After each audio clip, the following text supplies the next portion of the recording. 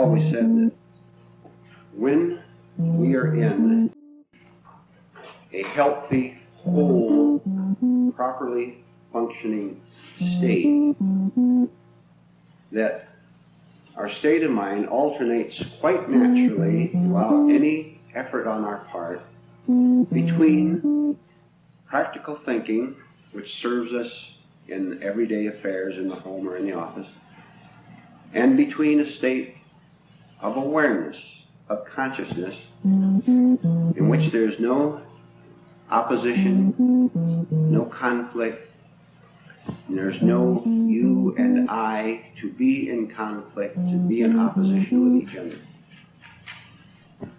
So the happy thought, just to begin this with, and to remind ourselves that this is truly positive thinking.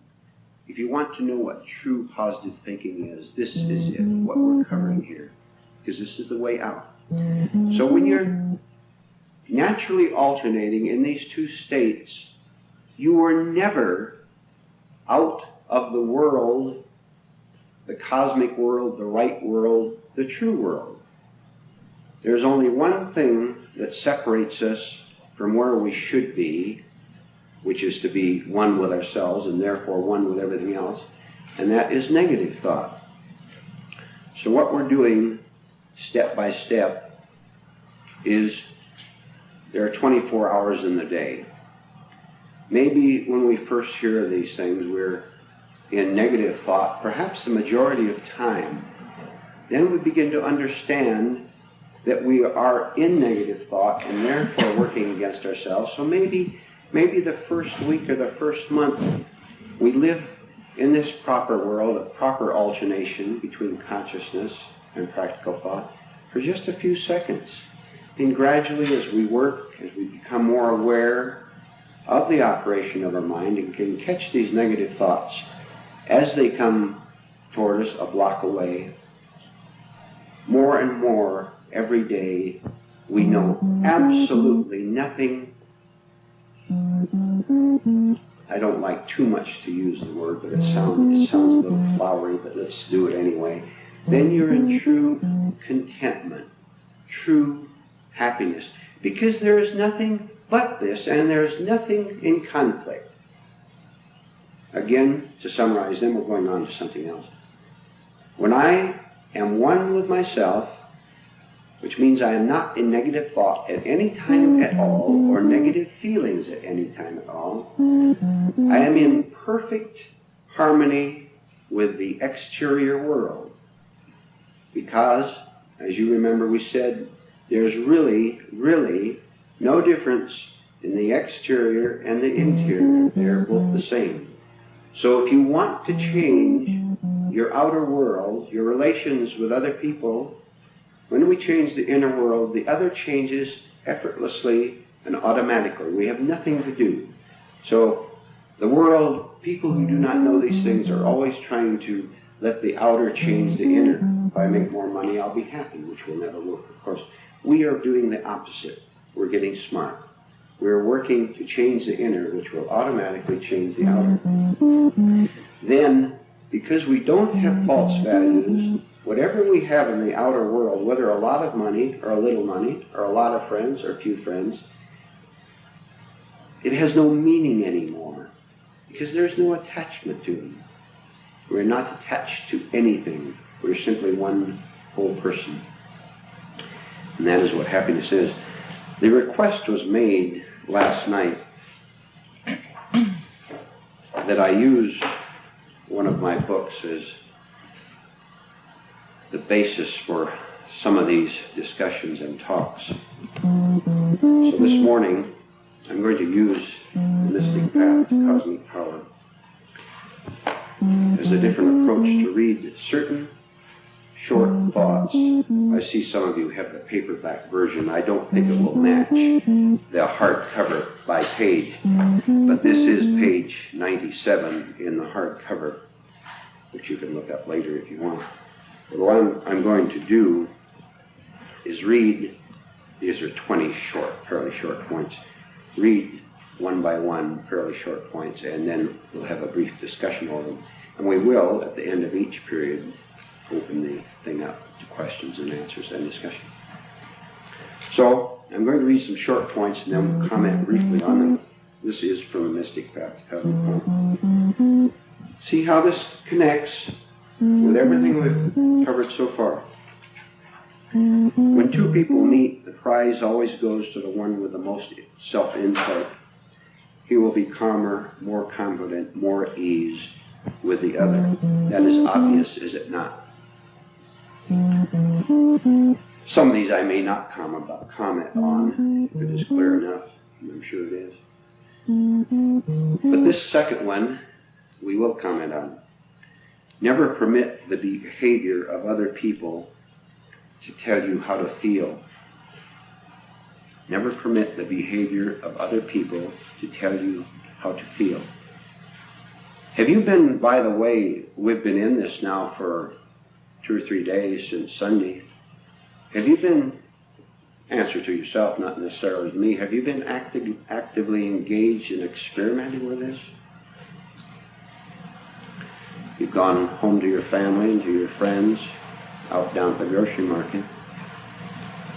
Ask yourself whether you have permitted anything, especially something that is challenging to you, to tell you how to feel. It is really very simple. Remember the illustration of the, I'll change it just a little bit. Outside here are 50 leaves, dried leaves that have fallen off one of the trees, and a Denver wind comes up, and that wind tells every leaf where to go and how to feel. Scatters it in 10,000 directions. When we're not in one of these two states that we talked about before, everything and everybody tells us how to feel, because we're not living from ourselves.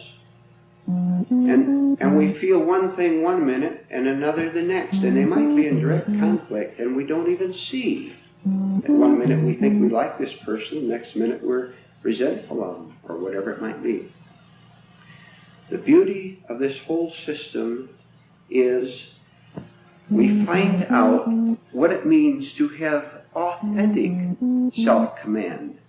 Self-command has nothing to do with being the president of your company. It has nothing to do with being the senator from this state.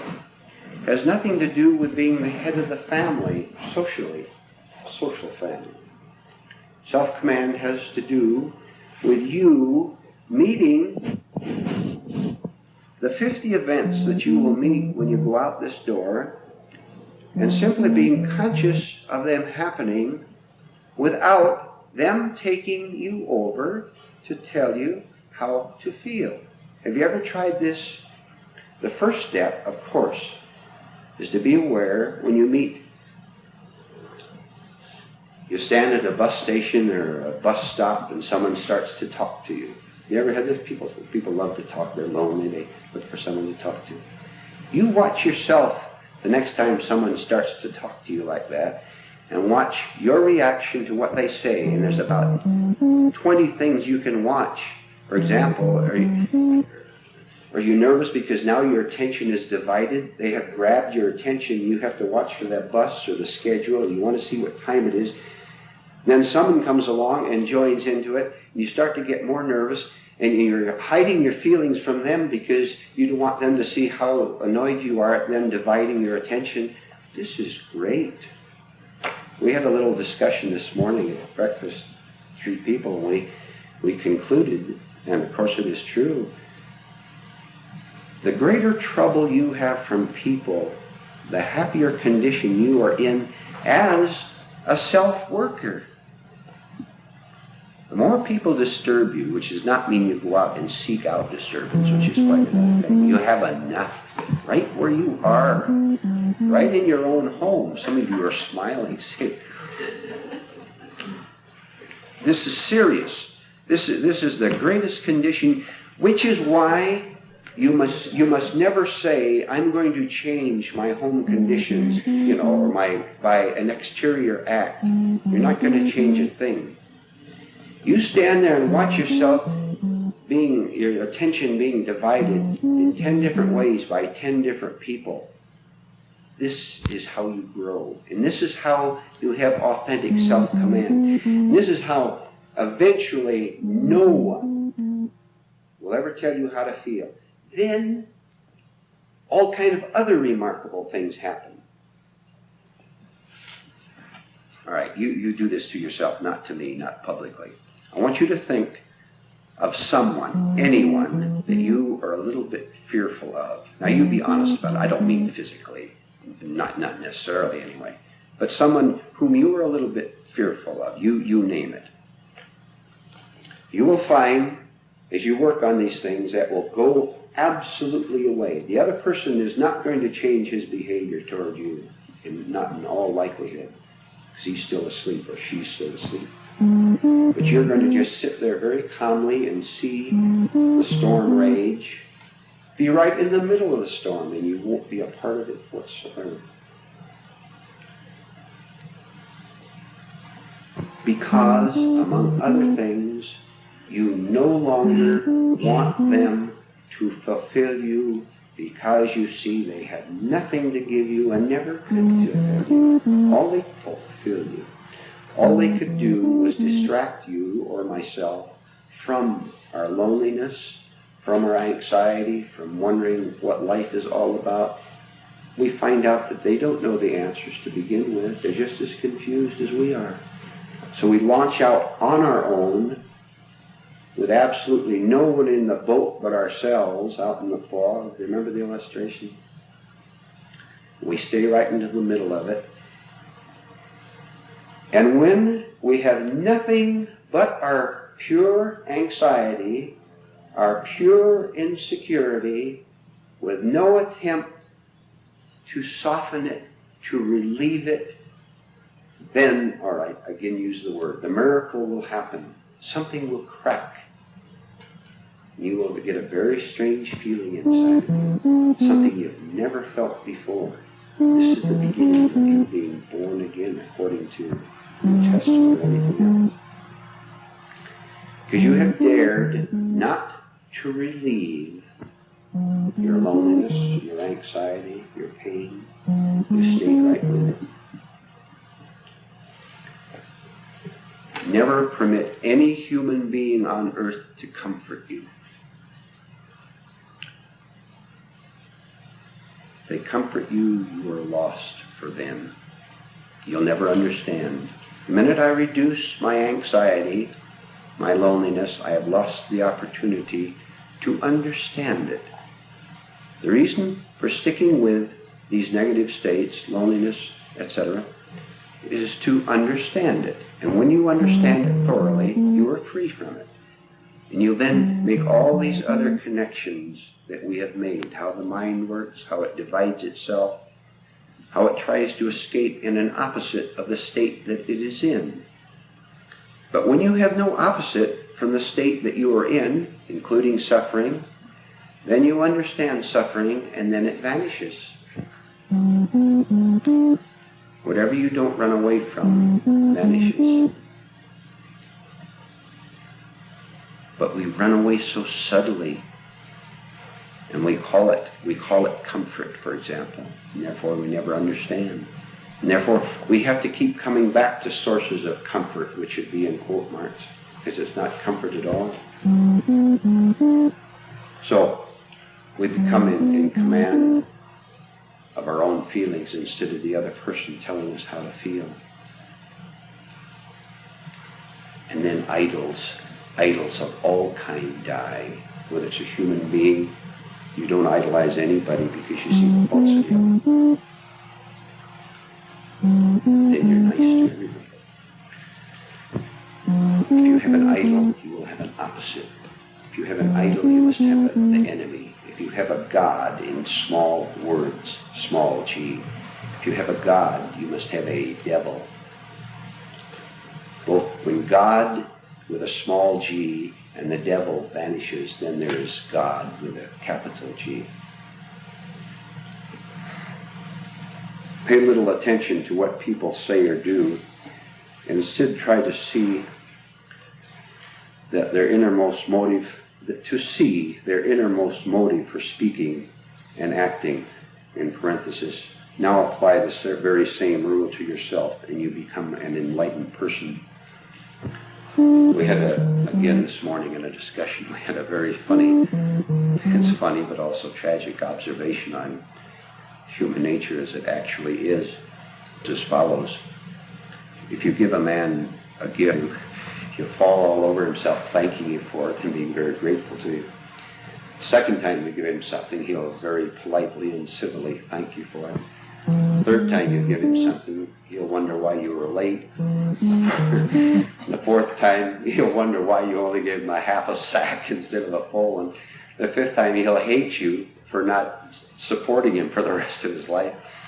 This is the way human nature is. And by observing these things, we begin to see the whole story. I don't have to go into it. Pay a little attention to what people say or do.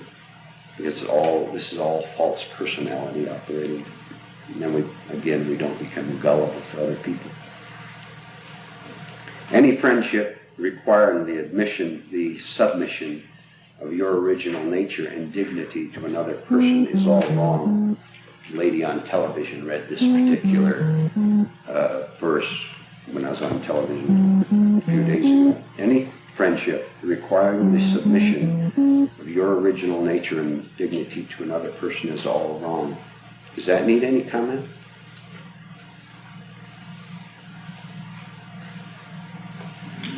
And when we are living from our original nature being that which all the overcoats, heavy false overcoats have been removed, when we're living from that, we will not submit it. But this is a different kind of thing, different kind of dignity than what the world calls dignity. The world calls being dressed up in a nice, pretty suit or a pretty party dress and the proper facial expression for the occasion. This is what the world calls dignity, which is simply a false front, right? We are self-dignified, which has no vanity in it. Then you wear older clothes, which are much more comfortable. Mystically speaking, there's no difference between you and another person. This is why we cannot hurt another without hurting ourselves, nor help another without helping ourselves. We covered this also in the past. I have an image of being successful. In order to maintain this image, I have to find someone who is not what I call successful in order to maintain it.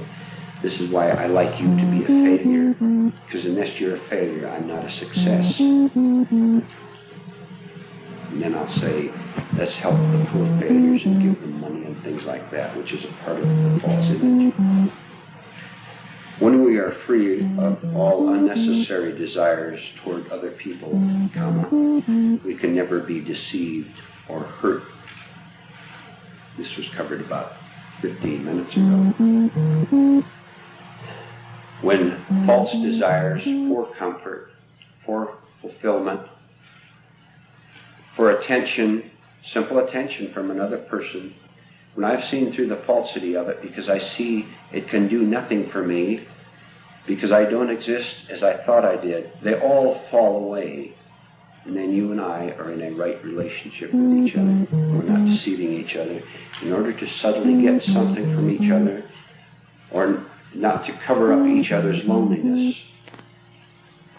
And then we're not in unconscious conflict with each other. And we're not afraid that the other person will leave us by simply walking away physically, or by death, or by any other separation. Because if I'm getting something from a friend and I like what I'm getting, I'm living in time. And therefore I want this to continue, because this is what is continuing my sense of self, of comfort. When I'm no longer living in time, which we went into, then right now is all that counts. Then the past comfort, which was not comfort anyway, no longer exists for me. And I'm not in anxiety toward the future, because when I cancel the past, I also cancel the future. And I'm right now. You take a giant step towards psychological maturity when you refuse to angrily defend yourself against unjust slander. For one thing, resistance disturbs your own peace of mind. Let me repeat the first part of that. You take a giant step towards psychological maturity when you refuse to angrily defend yourself. Have you ever studied, among the hundreds of other things that we've studied, the idea of self-defense? All right. As another work project. But you have to see that you feel you are being accused or attacked, which means that maybe someone attacks an idea we have. At the very moment that this happens, you watch your resistance to it. And you'll see that maybe you feel, not a big thing, maybe a very small thing. You will feel a little bit of anxiety. Now track it back, even further back, according to what we've discussed, and find out what causes the anxiety is the defense of an idea we have about the person we are, our pet theories. Then, when you can be attacked, then it is only a word to you, but not a feeling and not a situation. Because, as we said before, the whole idea of another person attacking you has no meaning anymore. In the first place, he does not exist as an opposite to you, and you no longer exist as a person who can be attacked. The way to abandon false ideas is to let the world attack you, put that in quote marks. Let events attack you, let them do anything they want to you without resistance.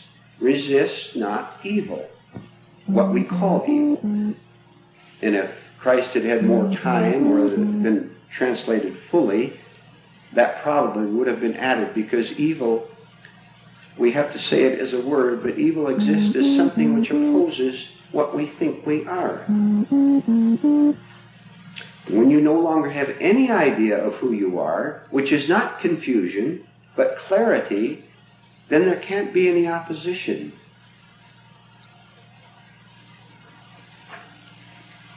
Maybe we can pick that up in questions and answers. Try not defending yourself against anything at all. See what happens. Try it sometime. Don't defend. Watch how quick our self-defense mechanism springs up at the slightest look on another person's face, the slightest challenge to our ideas about ourselves. This is why, as we grow, arguments on any level at all grow less and less and less and finally disappear. When you have no need to prove yourself, you never argue. You discuss, and it might be spirited sometimes. We have some spirited discussions here. That is not argument, because we're not trying to prove a position. When you have no position, you don't have to defend it. But this is very frightening to people to say you must have no position. You see why? If you have no position, then you have everything. If you have a position, you have a partial view of the whole world, and the other part will seem to attack it. When you speak of position, you mean a position or a position there? You mean a stand or an attitude? Right, exactly. An idea in the mind about what is right as far as you're concerned. Apply this to the past. and never defend yourself. I've gone a good deal into something because I know how these things operate. I've gone a good deal into the idea of past blunders, past mistakes, past foolishness, because we're all involved in it. See? Do not defend yourself against that foolish thing you did 25 years ago. Don't defend yourself, because this is still an attempt to hold on to, well, I was right and he was wrong. See? Now you're still trapped by time. When you don't exist anymore, you'll see the whole thing.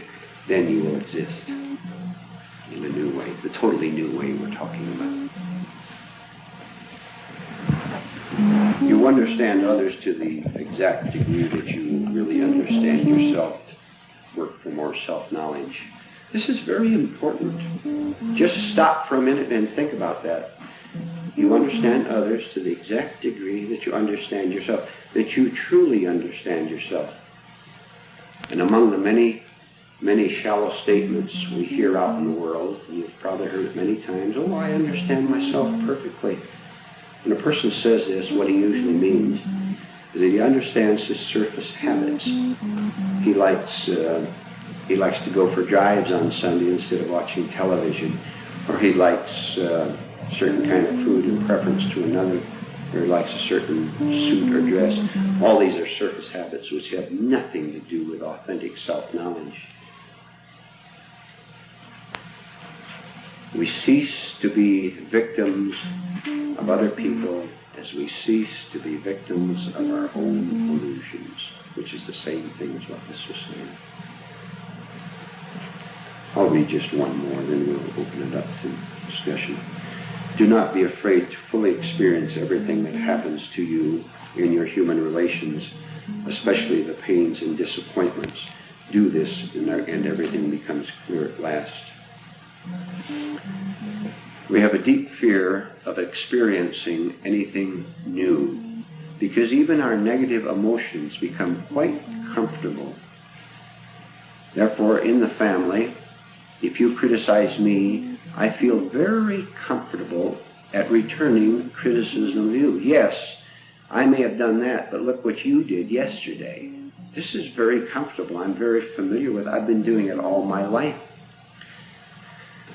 And it's very frightening for most people to say, I'm not going to do that anymore because this is the familiar, this is the mechanical, and this is what keeps me miserable, defending myself. Instead, I'm going to experience something completely new. Now, what would be the new? To summarize, the new would be to refuse to defend myself when you accuse me of something. This would be a new experience, and a very shaking one, because I think I have something to protect, and I feel as if you're destroying this precious little me, which I don't know is a hoax from beginning to end, because I've never examined it. I think I'm protecting gold and I'm protecting trash, but I've never looked to see that it's trash. The very fact that I defend ought to be a first clue to me to see, because when I defend, you understand, I get tense, and I look at you a little out of the corner of the eye, and I'm frightened.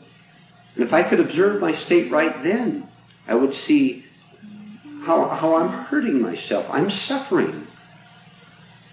But we don't stop to do that. Instead, automatically, quickly, without thinking, we go into the old habitual response of self-defense, which is exactly what strengthens it. And so in people, instead of people destroying the images, they strengthen them and continue to suffer.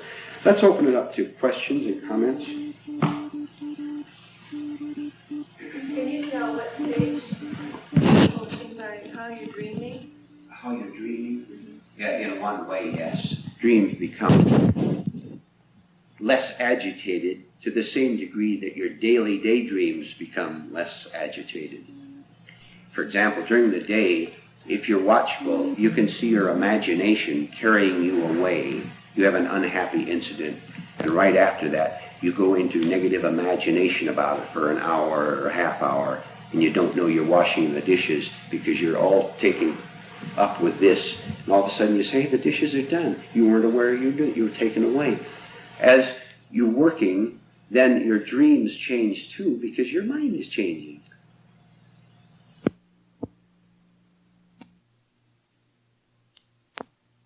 Your actions in your dreams. Being conscious takes care of dreams. Let me put it that way. May I throw in another suggestion? It is an excellent time to work on yourself just before you fall asleep. You know, you've been talking with your wife or husband for an hour before talking over things. But, you know, eventually you get dozy and you both fall off, or if you're alone. Just before you start to fall asleep, start to go over these things. You want to use the word meditation, fine. Start to meditate on these things. Think on these things. Go over them and try to fall asleep while you're thinking constructively about these. That will start to change things. You won't fall asleep in a negative mood, for example, you see, and that is a very healthy thing to do. Give us an example of constructive thinking. There hasn't been a thing that has been said here today or for the last several days that has not been constructive. I'm sorry to generalize so much, but I can't think of a thing that hasn't been constructive. Everything. So when you're falling asleep, it would be really just more self-observation. Sure. The whole thing. Can you be aware, for example, that there is something in you that for many years has been wanting to change? To simplify it, you've been wanting to change yourself. That is constructive. That is the start. There's no change without wanting to change yourself. This is not a false desire. This is a positive desire to want to change things. It's mixed up with a lot of false things, of course, because we're not clear yet. But essentially, that one seems right, yes. About not defending ourselves. Now, I was thinking about in a courtroom. If you were accused of something and you were taken to court, appeared there, and you didn't defend yourself or didn't ask to be defended, I think it would be a heyday for the accuser. All right. Not what you're talking about. No, I understand perfectly. Now, we have to understand, first of all, look, you mentioned courtroom, law.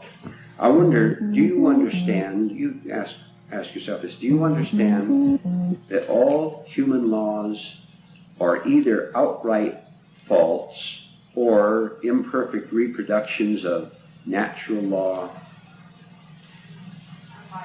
Okay, so far. So be very careful. When you think of human laws in a courtroom and all that, remember there's something far higher than that, and we can't mix our levels. If we mix our levels, we'll get confused. When you start to change inwardly, you will understand everything about human laws, and you see how idiotic a lot of them are. For example, laws which are supposed to make people better human beings. It can have absolutely no effect on them. You can't compel morality, for example, but people don't know that. This is an entirely different level. And you can't apply these laws because you're in a courtroom of hypnotized human beings. Sunday we'll go into that in detail. We're talking about psychological defense, you see. And when you understand this, you will know how to behave in every situation you're in, including a courtroom. And I will guarantee you'll be in there a lot less than otherwise. May I make a generalization? At the beginning, stay away from this type of thing. Stay away from human laws. Don't go around suing people and inviting suits. And this is madness. This is insanity. Stay away from this type of thing. Get away from it. Have nothing to do with it. Don't live like other people live. Don't, please. And eventually you'll understand. And if you get involved in something like this, you'll know what to do. There'll be no problem. Yes. know a child might grow, but you comfort a child. Yes, you certainly would. And that's, again, another different level. Little Tommy falls down and hurts his knee. You bind it up and tell him. You help him at the same time. Children are hard of hearing, of course, like most of us are psychologically. But you tell him, Tommy, if you wouldn't run out the door, if you'd walk out, you won't hurt your knee. You add some sound advice, which he won't hear. You'll do it again. But obviously that is on a different level. But at the same time, at the very same time you're giving what is normal comfort to your child, you do not infuse him with the idea that every time he falls down, he's going to have a psychic mama when he's 60 years old who's going to pick him up and comfort him. He grew up to be a 60-year-old child, and that's what we want to avoid. Dependency. Children, they're watching. Boy, are they watching. You mentioned the fact that you welcome nativeness in the environment. This is the way you learn, things like this. But at the same time, when do you decide to move away from this sort of thing? You know, your environment. Sometimes you have to move away. Okay. On a very practical level, if you happen to have, if I have this, if I don't, you can correct me. If on the everyday level you want to move into a new home and you can afford it, where's the problem? Don't make a problem out of it. Move into the new home. If you see that something is harmful in your life, get rid of it. What's the problem? Be very simple about it and very direct. Yes. I'm not sure I understand what makes the transformation when you're faced with a negative and you watch it, you observe it, and is it the determination or the effort to not react to it or to just stick with it? I don't see what makes you finally burst out of it. I will have to tell you that when you experience it, then you will know the answer to that. However, we will discuss it a little bit. I am in a negative state, for example. Okay? Let's say I am depressed. And I'm depressed, by the way, because I'm living in false elation. I got the raise, and the thrill wears off. Now I'm depressed because I find out you make $80 a week more than I do. And you're 20 years younger than me, by the way. And I think I'm a failure, and all this bitterness, and so, you know. I start properly by seeing that I am depressed. Step one. I simply see it. I can see, I begin to observe the expression on my face. Remember I said just don't watch your expression? That's one little clue. I observe my tension. I observe how I walk down the street and I don't even know I'm walking down the street because my mind is wandering and what a failure I am. And I have 3 college degrees at that. And this guy who never went to college, he got out of high school and fell right into the fishing boat industry. Now he's a millionaire. And I'm bitter. And God has let me down because I've been going to church all my life and giving a tithe. And I resent giving that 10%. That's me. I see my depression. Now I have to start making many, many connections with other things. And this is why we're here.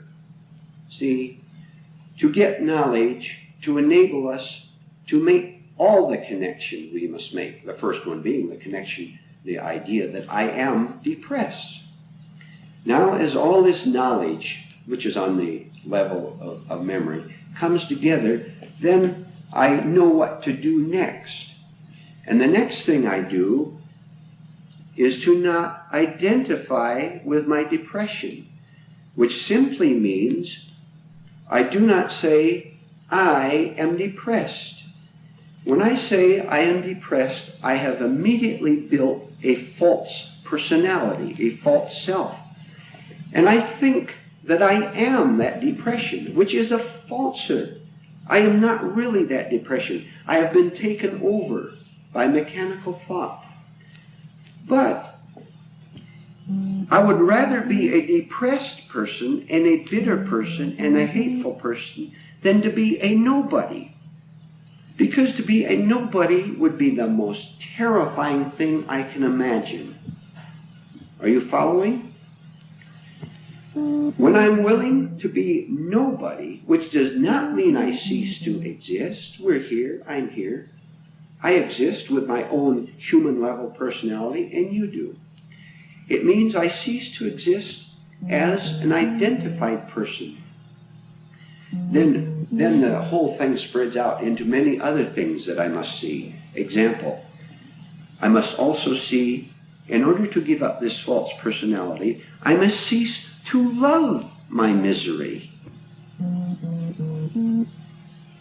People love their misery, and you know it. Watch their talking. We went into this before, so I won't. So to give up my suffering means I have to give up my identity of being a suffering person, which means the next time you come to my house, I can't pounce onto your ear, if that's the right expression, grab your, and tell you how evil my neighbor is. He plays his television at midnight. You know how my head hurts when I hear it. I can't complain anymore. And I have nothing to blab about. My whole life has been filled with complaining about how badly you treat me. Which means that I will be empty. And this I absolutely will not permit because I'm afraid of dying to this false personality I build up. A suffering person. How wonderful it is to suffer. People, I'll throw in a quick side thought. People unconsciously invite the persecution that is in their lives because the persecution gives them an identity of being a persecuted person. They are deliberately invited into it. See the law of cause and effect, for example. So when I have no need to be the center of attention, I don't hang out with nutty people, or more polite in here, with neurotic individuals. In order to get the ego excitement of two neurotic people exchanging neuroses and complaining to each other and banding together, here's two of us against a third person. I feel a little better now because I have you on my side, but we're both making each other sick. And we create the other person all the time in order to justify our position. Watch television. All these things have to be connected, and this is what we're doing. We're getting head knowledge, we're getting experience.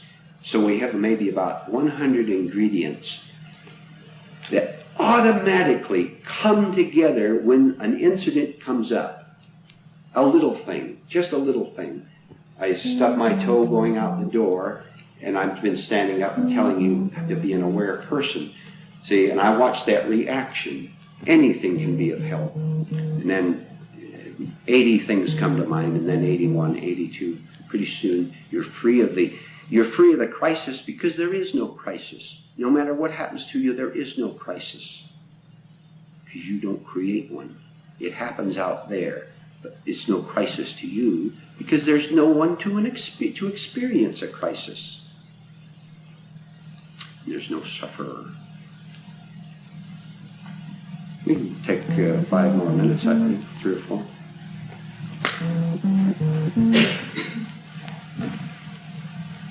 I want to back up.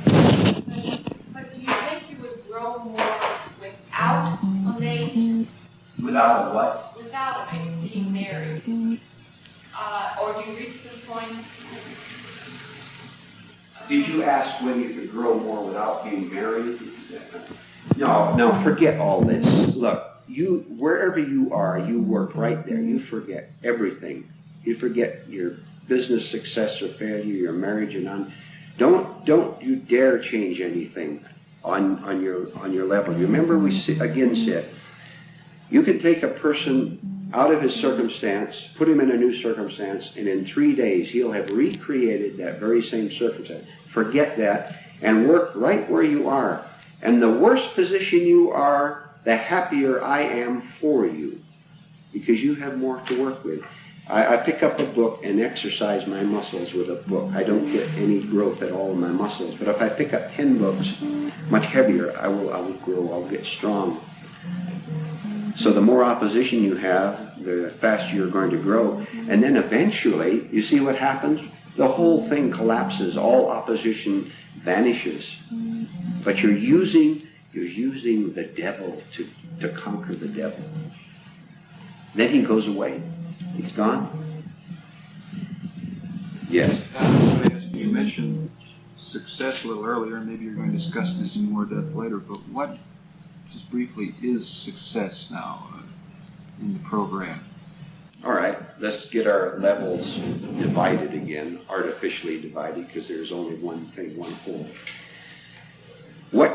May I ask you, since this is open discussion, how do you define success? I have no good definition of it. First thing that comes to mind is perhaps material things. I think that's a common.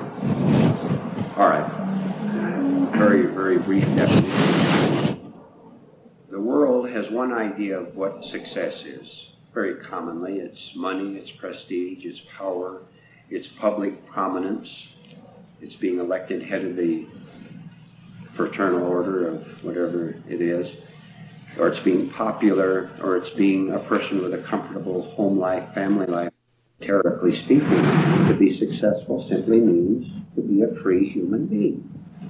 Then the exterior has no effect on it whatsoever, because you're not putting a label on it on the outside and living by that label.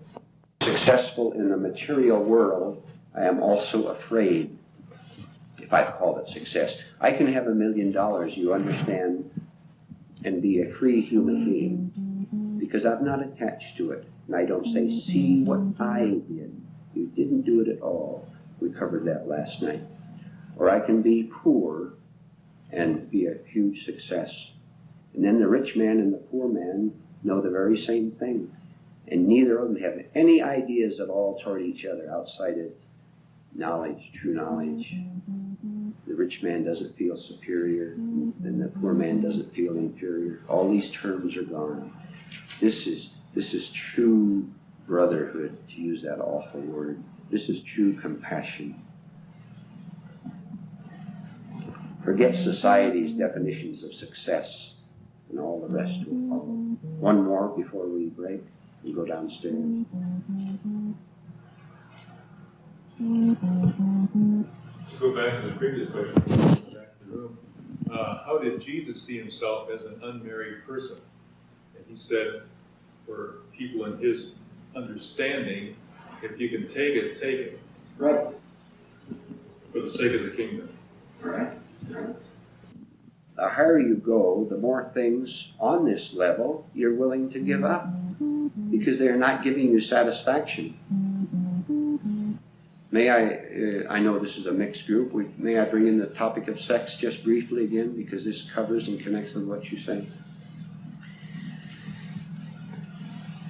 As an example of what you were talking about, sex becomes a problem just as everything else does with people, which need not become a problem any more than anything else need become a problem, including money or a lack of money. But we make a problem out of it because we're simply mixed up. And everything we touch becomes a problem, including sex. So as far as the question of sex, involvement, and so on is concerned, when you're in a state of freedom, there is no problem there, whether you're involved in it, active in it, or not active in it. There is no problem. And that is all that needs to be said, because you're not taken over by that particular subject any more than anything else. Then if you have sex in your life, it is a perfectly normal and natural thing. And if you don't, it is a normal and natural thing, and that is the end of it. And you don't long for the opposite state. But if the opposite state comes along, that becomes normal. All right, let's break for 10-15 minutes. Two short anecdotes from history, which I don't think will require much comment, but I think you'll find them interesting. True life experience. Socrates was walking down the street of Athens one day and with some friends, and a nobleman, one of the Greek noblemen, approached them, and as was customary and is customary, Socrates waved to him or gave the wave of hello, however they did it in those days. And the nobleman ignored him and didn't wave back, which upset the friends of Socrates who were walking alongside him, and told Socrates that the man was very rude and disrespectful, and were upset at him for not returning Socrates' greeting. So Socrates used that opportunity to give him a little lesson. He said that if you saw another man in poorer clothing than you, you wouldn't criticize him for it, would you? Why should you criticize a man with poorer manners than you have? Anecdote 2. I'll give a brief introduction on this. Count Leo Tolstoy, whom you probably know as a novelist, also was a human being who woke up. He wrote novels, and there's a good deal of psychological insight in his novels. But if you like, may I suggest some reading as a side? You'll get to it perhaps sometime, but get his books on his nonfiction books. And the titles are a little bit misleading because every publisher, his books are in public domain, I believe, and every publisher gives it his own little title that he feels like giving it. But you might find a book by Tolstoy called The Kingdom of Heaven is Within, and it is a very worthwhile bit of reading for you. Has some tremendous insight into it. And he went through all these experiences that we've been talking about. A wealthy man, a count, no less. He had serfs, I believe they called them those days. He was a military officer. He went out and killed in wars as everybody else did. And he went through a tremendous inward anguish all through, just as we have been talking about. And later on in life, he was in his 50s or 60s, he began to do just what we are doing. He began to question the whole thing.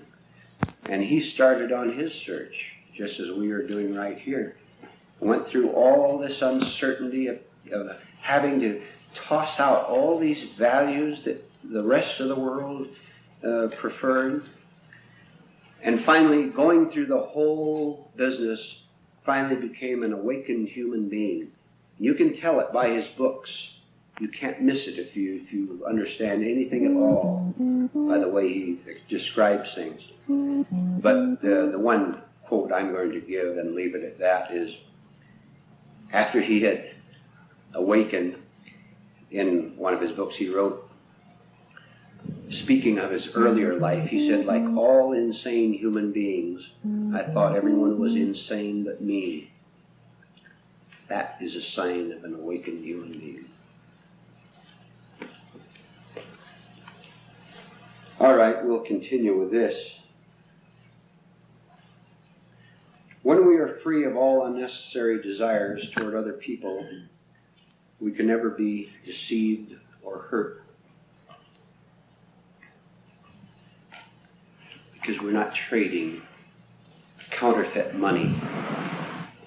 Human beings are trading counterfeit money in marriage, in friendships, in politics, in international relations, trading counterfeit money. Both of them passing it off, thinking they're giving something real and getting something real, which is self-deception. We're way above this. When I no longer deceive myself about anything, you cannot deceive me, and vice versa. And we're no longer living on that level. It's not for us. We cease to be gullible. Even little things, even practical daily things. Imagine every one of you takes such a common thing as some of the pressure sales techniques that are given to you to try to make you feel guilty. in order to give money to charity. This is all slanted to make you feel guilty, to make you feel as if you're responsible. If you don't give to this or that organization, it will collapse. You are responsible. This is an attempt to make you feel guilty, an attempt to rope you in. Don't believe it. Don't believe sob stories. A person with a sob story, it is his responsibility to get rid of that sob story in his life if he has one, not yours, which is not harshness but is understanding. Then you don't have false guilt, you don't have false responsibility. It's like a load of bricks falling off your back.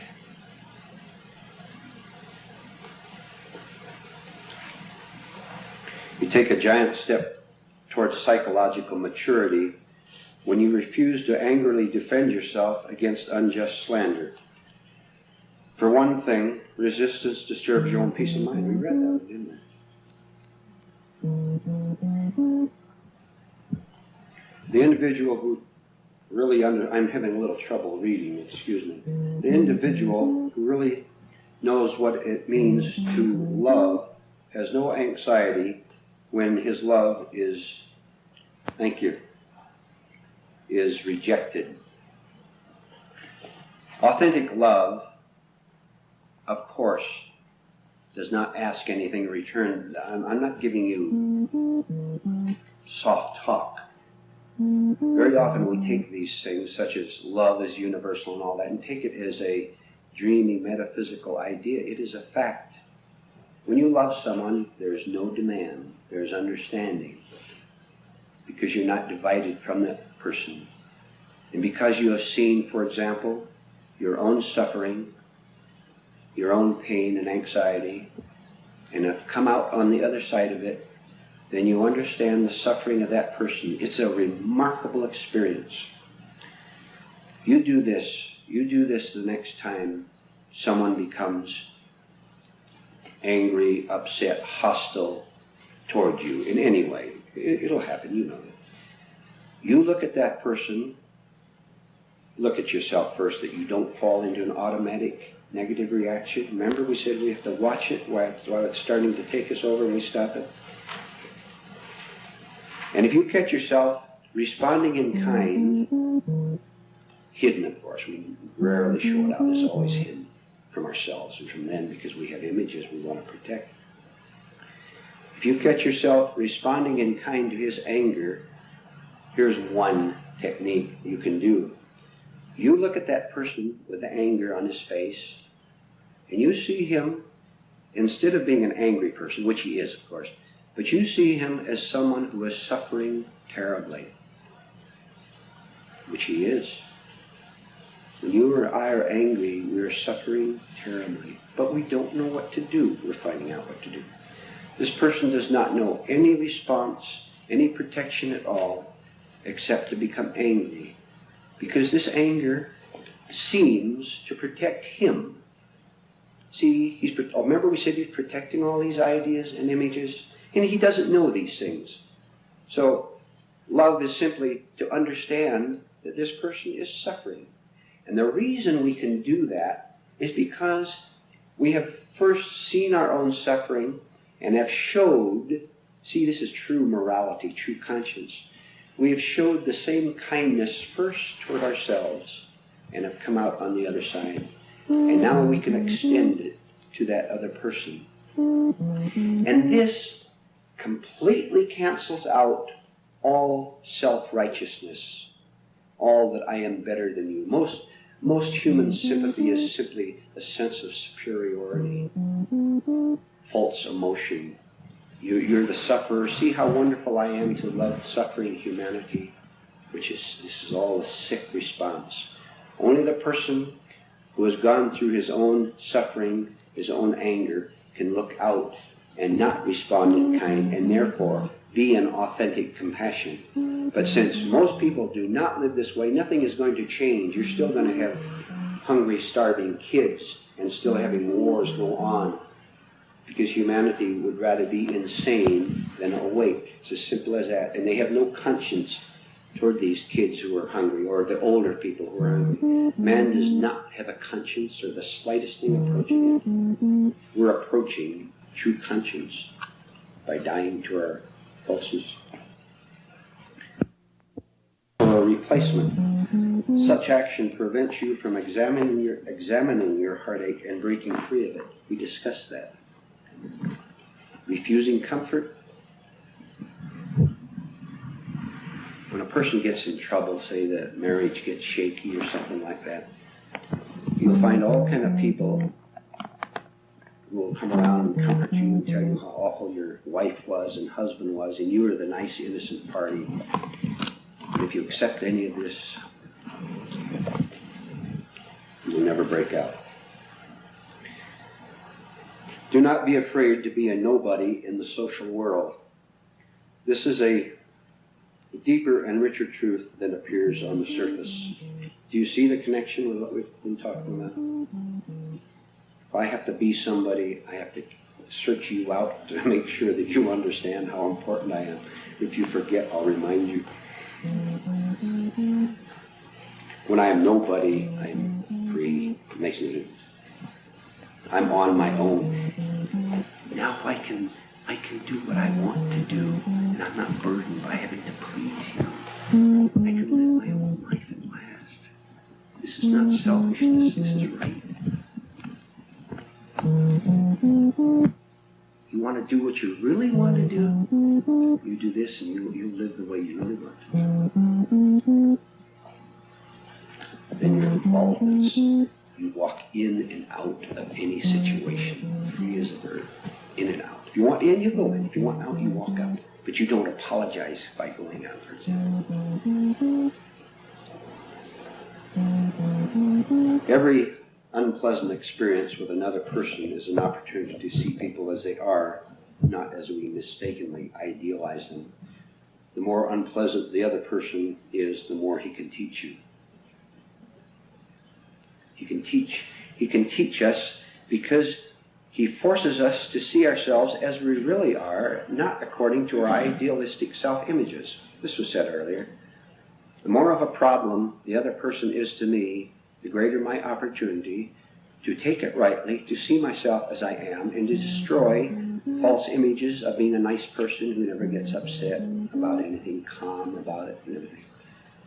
I was sitting in a room with a man, this had been many years ago, and he was sitting on the couch, and I could just see his self-image talking endlessly. And among the other things, you'd be able to hear false personality talk, self-image talk. You can do it already. But he was sitting there and he was telling everybody in a very dramatic voice, I'm a very calm, pleasant person. I never raise my voice against anyone. You could just as solid as that wall, you could see false personality talking through that person. And he ended up an alcoholic and died from drinking some cooking fluid. No, the tragedy is there, you see, because he was living in self-division.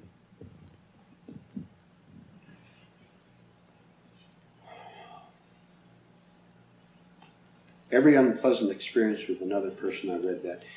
You can be so wonderfully free from a sense of injury and injustice that you are surprised when you hear others complain of them. This connects, by the way, with what the lady mentioned about courtrooms and lawyers. We brought that up, you remember. The world lives on a system of artificial justice. And do you know what a person in the world calls justice? It is justice if he gets what he demands. It is injustice if he doesn't get what he demands, and that is his whole system of justice and morality, which is artificial. Justice, the word completely disappears from your vocabulary when you set yourself free. There's no such thing as justice or injustice, which is very nice. Because then we're not split, we're not divided. Do you understand that the whole thing disappears, that the opposites disappear?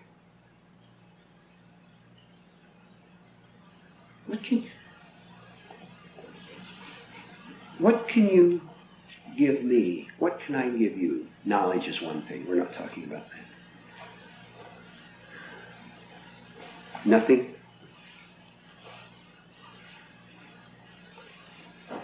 You can be we cannot recognize a virtue in another person that we do not possess in ourselves. It takes a truly loving and patient person to recognize these virtues in another.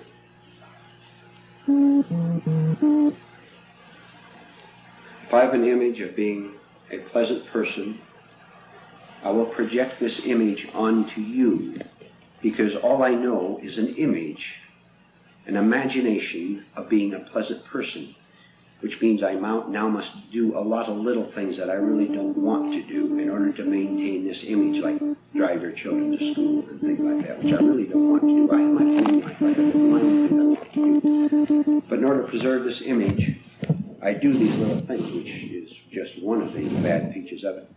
But I will also, do you wish to pause on this? I will also project this image onto you and attribute you to being a pleasant person. So now we're in double deception. And we drain each other all day long. But when I'm not living from any image at all, you are not living from any image at all, now we're truly pleasant to each other and in a right relationship. Do not mistake desire for love. Desire leaves home in a frantic search for one gratification after another. Love is at home with itself. The first sentence again. Do not mistake desire for love, which is what most human relationships are built on. I desire you to make me feel secure, but that is not love. Because I will turn right around and have quite a different attitude toward you if you leave me. And I'll be possessive of you and jealous. Because you have given me my sense of quote marks, security. When I don't need you in my life, I can have you properly in my life. And this is the only way it can be. When I don't need you. Does that sound harsh? It isn't at all.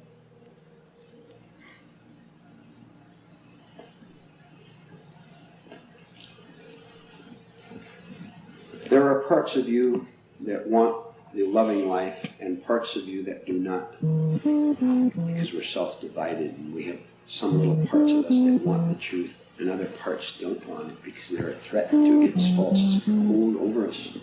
Place yourself on the side of your positive forces. Do all you can to aid and encourage them. This is what we're doing here. Trying to strengthen these one or two little right ideas that we have. This is good. See, maybe, just for example, say that each one of us in this room are 99% negative and 1% positive. You are 1% positive. I'm 1%. She is 1%. She is 1%. That's a lot of 1%. And this is a very attractive force. Do you know that there's psychic power going on in here during these classes? True psychic power, and I'm not using that word frivolously. I know it. I know what's going on here. I know why this room isn't filled. So do you. This is what Christ meant when he said, 2 or 3 are gathered in my name, there am I in the midst of them. Maybe a dozen people who have just small parts who want to know, who are earnest. It doesn't have to be 2%, just 1%. But all these joined together make a very effective force. You're learning here today. So you're carrying these out into your work and into your business. Place yourself on the side of your positive forces. Do all you can to aid and encourage them. You must stop living so timidly from fixed fears of what others will think of you and of what you will think of yourself.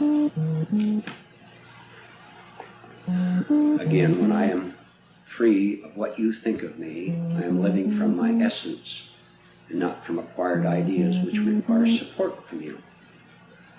Now we really like each other.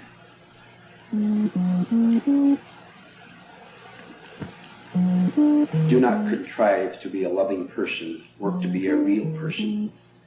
Being real is being loving. The greatest love you could ever offer to another is to so transform your inner life that others are attracted to your genuine example of goodness.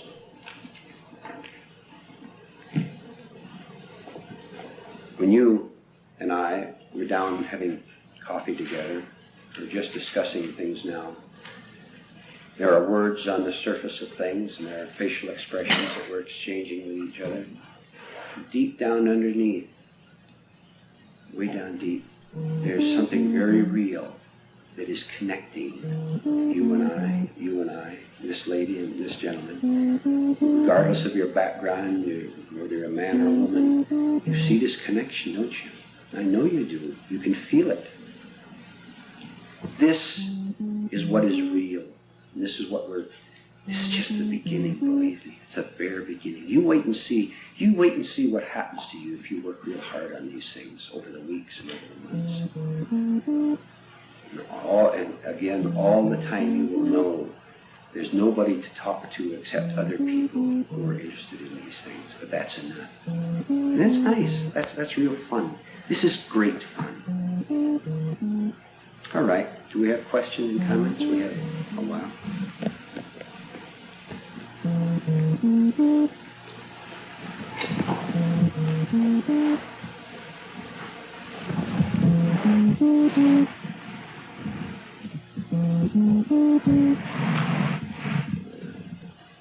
Maybe I should make this comment. I don't mean to be vulgar.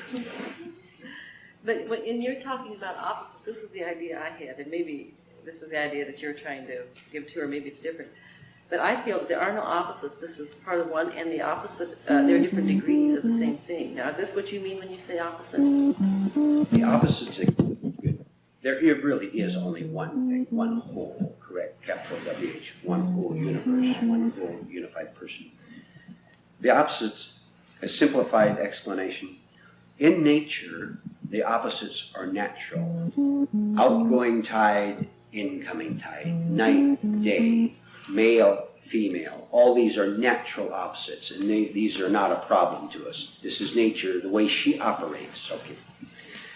But in the mind, on one level, again, it's not wrong to choose to make a choice between everyday things, whether I will do this or do that. That's not right. Psychological opposites do not really exist as far as our identity is concerned, which means we are not in reality split. See, in reality, we are not split, but we appear to be, and there are outward expressions of this false belief, this imagination, this delusion, this illusion that we're split, which expresses itself out in the world. So psychologically, we are not divided, but we think we are and behave from this opposite, which creates the Frenchman fighting the German, the Russian fighting the Japanese, see, on a social level.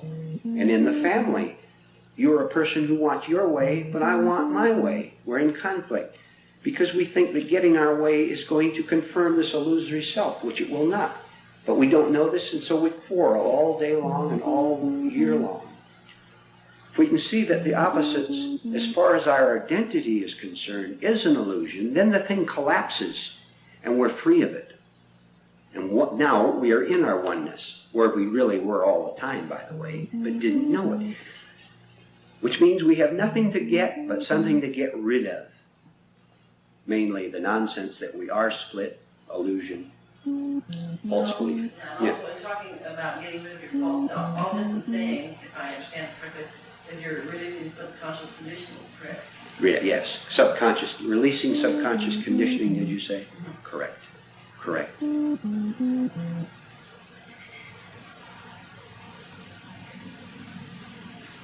I am very impressed with all of this morning.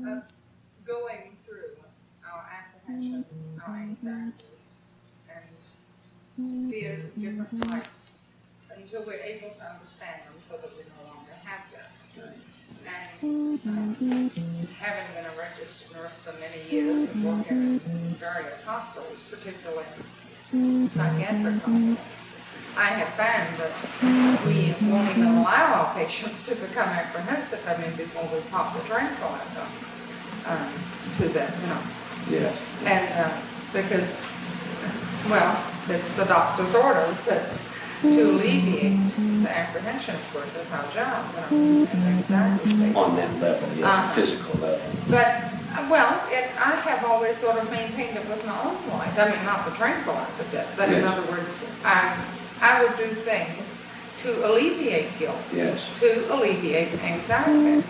And now this morning I was telling your friend that, I feel that this is so tremendous because it's just a period now of going through this, being able to understand it. And one further comment in regards to not being obligated to anyone. Yes. This has been a problem, I think, that's caused me quite a lot of guilt feelings. And so now I see that on another level, you're not obligated to anyone. Only obligation I have is to become healthy human beings. We had the illustration on it. I'm sorry, I didn't mean to interrupt. Go ahead, continue. No, I wasn't finished, but I was very impressed with this. Suddenly, I see this from a different point of view. I'll comment on it if I may. I'll make 2 comments. Here are 10 sick people in a hospital room, 10 men laid out on beds ill. If one man, through his own self-medicine, to make this an example, makes himself well, one man makes himself well and then the other 9 are sick, which man can be of benefit to the 9 ill men? See? So our only obligation is to make our only, well, I'm not talking about packing Billy's lunch to school, those things are automatic. Our only obligation is to become healthy, sane human beings. Then you don't have to do anything else with your husband or your wife or your relatives. And you better not. You be whole. Then you will know whether they want to hear 1 ounce of what you found out. They won't. I will tell you, they won't. 1 in a million. Leave the door open a little bit. But you be healthy, and this is the only obligation you have. Because now we are no longer contributing our former insanity to the pool of insanity. We have withdrawn 1/1,000,000th of 1/10 of 1% from it.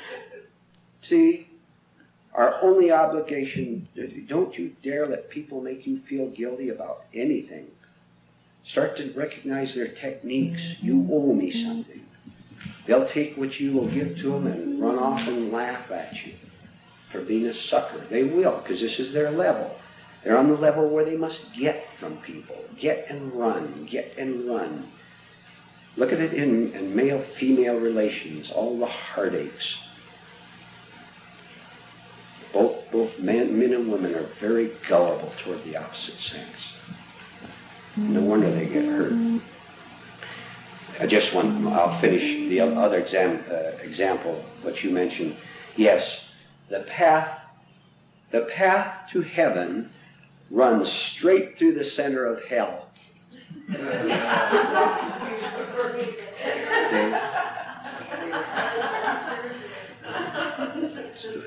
Yes.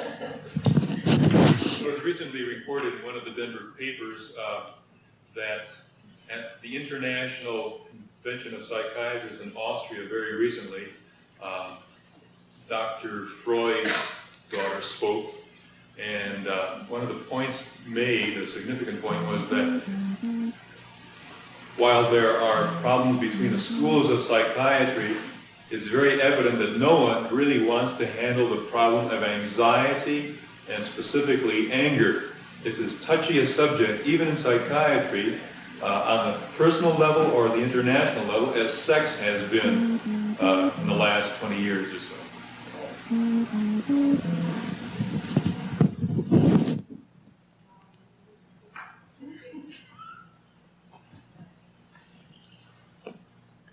psychiatrist can't do it for you.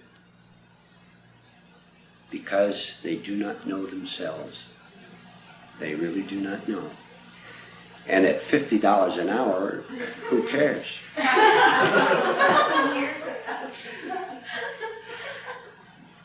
Yes. What is in your book, Pathways to Perfect Living? I don't see why you cover anything more than mistakes. That's all it is. I know you can say more. I'd like to know what you cover. There are endless ways of describing the truth. Through straight narration, if I'm answering your question, if I haven't repeatedly, there are endless ways which you can describe the truth. This building, I can describe it one time by its color. It's white and it's gray on the inside. Next time I can describe its size. Next time I can describe how many people it'll hold. Same way with any truth. You can describe it in many ways. And we have been doing this, and maybe sometime while you've been sitting right here, something that was said yesterday over here connected with something that was just said now, and they came together. And now you have two pieces of the jigsaw puzzle that fit together. Then tomorrow something will be said up here that maybe connect with something that's scattered over here. So it's really, you're not describing a new truth, obviously, because we've said many things in repetition here, but they've been said in different ways and applied at one time to a human situation, the next time to a circumstance, an event. So you simply say the same thing in different ways with new approaches, different words sometimes. So it is actually possibly covering the same material in a different way from your mystic path. Yes, there's no way you can invent a new truth. You can approach it different. And the variety is much more than you might imagine, because people are different and they do have their different conditionings. For example, this business of organized religion, I bring this out quite a bit in my books in parable form. In fact, Mystic Pathway starts with a story about a bunch of sick people in the desert, and the great physician comes along and gives them the medicine, and then the physician goes away and they take the medicine, and instead of drinking it, they start to fight over who gets to be the keeper of it and gets to be the boss of the new church. So they have a big fight, and nobody ever actually drinks the medicine. And finally, one or two people actually drink the medicine and become healthy. Of course, Christ was the central figure, the great physician, you understand, but it could be any teacher at all. So there are endless ways, and I if I may mention what I stress in my books, the single most important thing, and you've seen this in these classes, the single most important step, and it must be the first step, is to see myself as I really am, not as I like to picture myself in daydreams, as being nice and sweet and kind and all that. And if I can take a quick glance and be just a little bit scared, that's good. And I'll turn away real quick, because I've never done this before. I'll take another quick glance, and that scares me, but I've made a little progress already. Then, as the lady over here asked, once we see these things, we can put the whole business together and know exactly what to do. But to see my actual condition as it is, especially self-images, is the first and the only start. There's no other start. If we start on the false foundation, for example, false positive thinking, mechanical repetition of thoughts. We've described true positive thinking as anything that's simply a fact, anything that is right, anything that is true.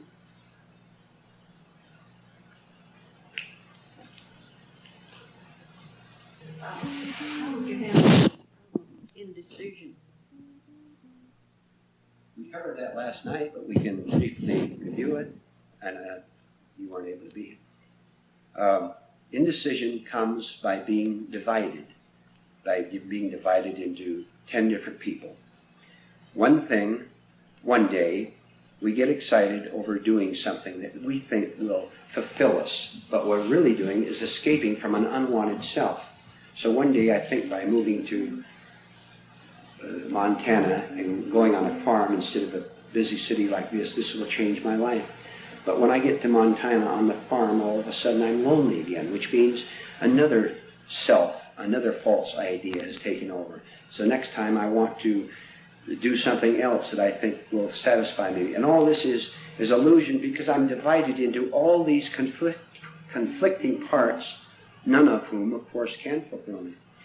When I begin to observe that when I get to Montana, I'm just as miserable as I was before, I'm beginning to see self-division. Remember, I just said to see the state we're in, this is one of them. To see that I am divided into not just 3 people, but maybe 20 people. And it switches bang just like that. But I never notice it because I've never observed myself. So a decision is really no decision at all. It's a compulsion. I am carried away by this so-called decision. It's not a conscious thing in me. I'm simply carried away as if I fell into the river and the flood carried me away.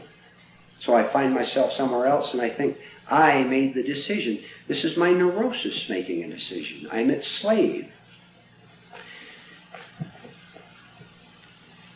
On the everyday level, I make decisions about where I want to go for lunch today. All right? No problem. I go to this place or that way. But no decisions are necessary to a whole, completed mind, because there is nothing to get and attempt to fulfill me. I don't need compulsively to get married or to get unmarried. I don't need compulsively to join that club, because I'm free of the illusion that joining that club and having all these happy people around me is going to make me feel better and not so lonely, because I live all alone and I'm lonely.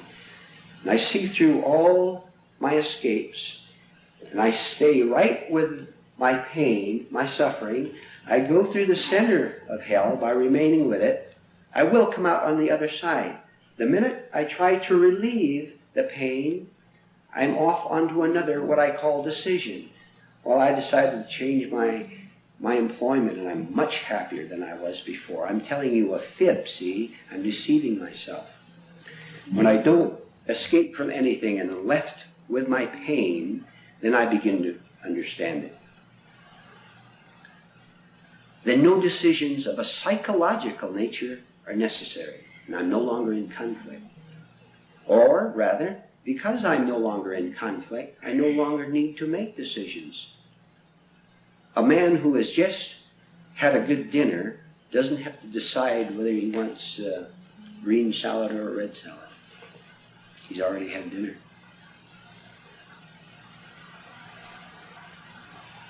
So a man that's already fulfilled doesn't need to.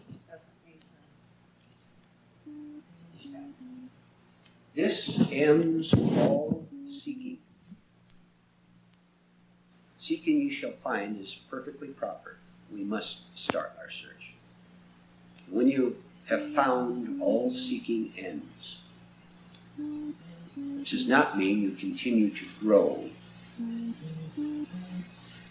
All frantic seeking, an attempt to find false values, ends. About several years, what can I personally do to help in my realm without getting involved in something that I don't believe in? Now it comes to me in hearing these talks that my obligation, or what I should do, is to be a whole, real person. That's the whole answer. What more can be said? That's the whole answer. Now all your natural energy, your natural intelligence is turned toward making you more healthy. See, that's a healthy start to begin with. Now you become more healthy. Your energy is no longer drained in false guilt and in false responsibilities. You don't let people tell you what you owe them.